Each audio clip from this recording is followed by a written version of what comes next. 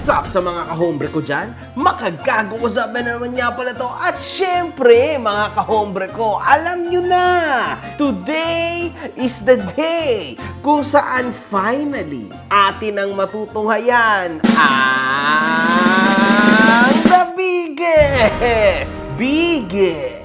biggest kriminal sa balat ng social media. Ang taong bastos sa kapwa, nasampulan ng batas, ngal-ngal sa selda.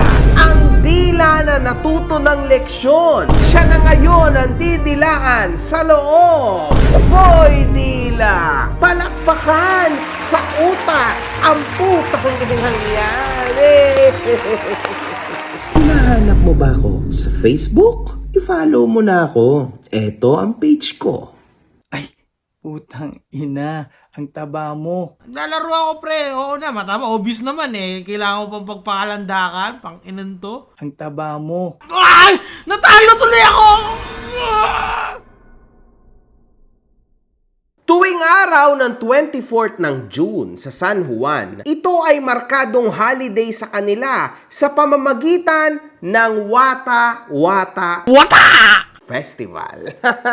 Kung saan nagagawa nitong magbasaan ng tubig sa isa't isa. Maraming mga tao ang naapektuhan dito last year, kung naalala nyo. Lalo na mga taong papasok pa lamang ng trabaho. Mamatay kayong lahat, demonyo kayo! Isa sa mga na-highlight dito ay si Lexter Castro o mas kilalang Boy Dila. Dahil isa ito sa mga nakita sa footage na binabasa nito ang isang delivery rider. Mas inayunan ng pansin si Boy Dila at umabot din sa punto na pinatawag ito ng mayor nila at siyang nag-public apology dito. Hihingi po ako ng paumanhin sa inyo sa mga sabi ko po sa inyo, lalo na po sa rider, gusto ko po kayo makita sa personally na gusto ko po sa inyo humingi ng paumanhin ko. Sa dulo naman, nagkabati sila ng delivery rider na binasa niya at nagkaayos sila. So, yan po yung naging ending nito. Last year lang to, mga kahombre ko, okay? Sa ngayon, si Boy Dila ay isang ganap na content creator. Ganyan naman nangyayari sa Pilipinas, di ba? Kung sino ang demonyo, siya ang sinusuportahan. Biruin nyo, tinetrending pa kayo nito bobong Facebook na to! At nagawa rin itong magkaroon ng isang podcast ng kanyang sarili. See, umani naman siya kahit papano. Nagkaroon siya ng something, di ba mga kahombre ko? Nagtitrending yan. Lumabas naman ngayon ang isang balita na si Boy Dila ay nakakulong. Dahil sa nagawang pambabastos nito sa isang menor de edad. I will protect the children, motherfucker! Nang tanungin ng reporter ito, sinagot niyang, Ano yung nangyari? Ba't ka napunta rito? Wala sir, nakasuhan po ako ng anti-bastos lo sir eh. Na? Anti-bastos lo po, pagsitsit po sir.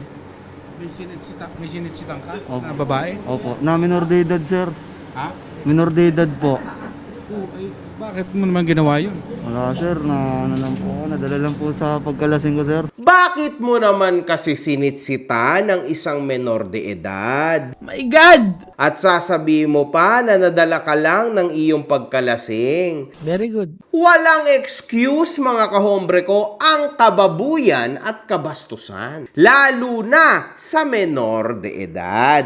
Alam nyo yon? Napakapangit po ng ginawa nitong Boy Dila. Imagine ninyo mga kahombre ko, gumawa siya ng parang sexual na kababuyan sa menor de edad. Buti na lang! At umepekto ang bawal bastos law ng PNP at talaga namang nabigyan finally ng leksyon ang somebody, mga kahombre ko, na kahit papano ay kilala. And in fact, dahil ito ay kumalat, marami na ngayon ang magiging iwas na gumawa ng gantong mga kababuyan o kalaswaan, mga kahombre ko. Tama? Totoo naman yun. Makikita po natin dito yung iba't ibang degree of offenses. First degree, second degree, third degree. Sa tansya ko, mga kahombre ko, kasi parang nakulong siya eh. So sa tansya ko, ito ay parang second offense na niya. Wala pong dinisclose ang kahit na anumang balita. Pero para sa akin, second offense niya na to. Kasi nakakulong siya eh. So 6 to 10 days imprisonment. And unfortunately, hindi niya maaabutan ang Wata Wata Festival. naging wata! A very sad story for the legend himself. Hinga muna tayo. Putang ina mo! Hindi niya po aabutin, mga kahombre ko, yung araw niya sana.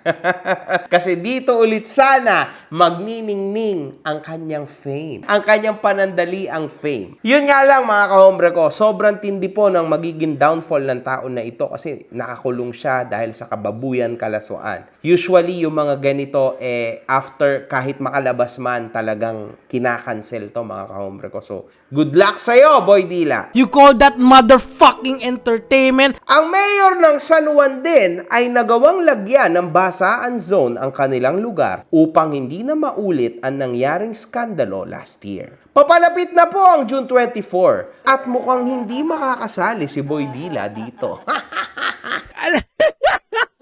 Ayan, napag-usapan na nga. Ngayon, mga kahombre ko, para hindi na masyadong makaistorbo ang mga kababayan natin sa San Juan, nagkaroon o binigyan na po ng tinatawag na basaan zone ang mga residente. Otherwise, makakaistorbo talaga. Nakita naman po nating lahat yung ginawa nitong Boy Dila at ng iba't ibang mga taga San Juan doon, no? Hindi ba kayo nahihiya? Putang ina naman! Mga bastos kayo, mga inutil, mga demonyo, lalo na ikaw makagago ka, puta ka! Na tipong kahit na sino, kahit mga taong hindi na involved, binabasa pa rin nila. Saktong kaligayahan to, no? Sa kani-kanilang mga beliefs, religion, tradisyon. Pero pagka ganito na nakakaistorbo na, hindi ko alam kung okay ba to or what. Pares kayong gago, mga putang ina nyo. Pero mga kahombre ko, para sa akin, no? Para sa iyo, Boy Dila, Hindi ako magsised ng tite, bobo ka! lumabas din finally. Bagong taon, bagong buhay, at bagong talpakan. Meron o wala lang naman ang pipiliin mo nasa link down below. Puto ka na!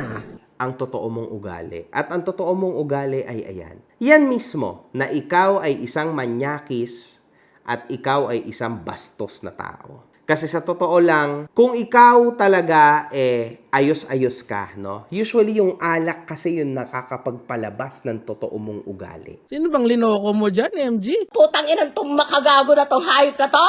And ayan, nakita po nating lahat kung anong klaseng ugali ang meron ito. Imagine niyo yun, mga kahombre ko. Paano mo naiisip? Kung ikaw ay nasa tamang pag-iisip, kaya mo bang bastusin o babuyin ang isang menor de edad? Of course. Na tipong i-catcall mo, kung anong gawin mo, bastusin mo, di ba? Like personally, like harapan. Of course. It's tough, man. Kasi una sa lahat, meron naman di siguro kayo mga pamilya, mga pinsan nyo, pamangkin nyo. Di ko kailangan ng dalawang babae para magbato-batopik! May anak ka, may asawa ka rin, tarantado ka! O mga anak nyo na bata. Tas okay lang ba yun? Of course. Ang galing ng ating mga kapulisan, no, sa syudad na yan. Kasi talagang nahuli nila tong tao na to. Palakpakan, mga kaombre ko, ang ating mga kapulisan.